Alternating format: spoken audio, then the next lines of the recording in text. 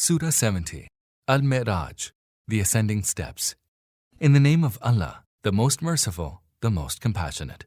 A beseecher besought the visitation of chastisement. A chastisement meant for the unbelievers, one which none can avert. A chastisement from Allah, the Lord of the Ascending Steps, by which the angels and the Spirit ascend to Him in one day, the duration of which is 50,000 years. So, O Prophet, persevere with gracious perseverance. Verily, they think that the chastisement is far off, while we think that it is near at hand.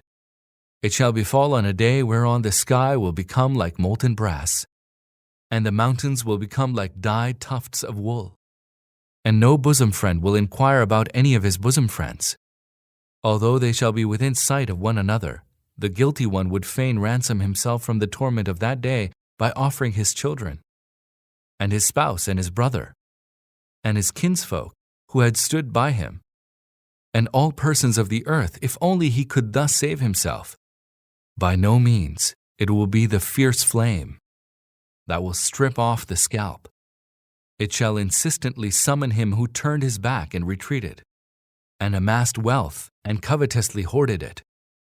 Verily, man is impatient by nature, bewailing when evil befalls him, and tight-fisted when good fortune visits him, except those that pray, and are constant in their prayer, and those in whose wealth there is a known right, for those that ask and those that are dispossessed, those who firmly believe in the day of recompense, and fear the chastisement of their Lord. Surely, the chastisement of their Lord is a thing none can feel secure from. And those who guard their private parts, except in regard to their spouses, and those whom their right hands possess, for in regard to them they are not reproachable. But any who seeks to go beyond that, it is indeed they who are the transgressors.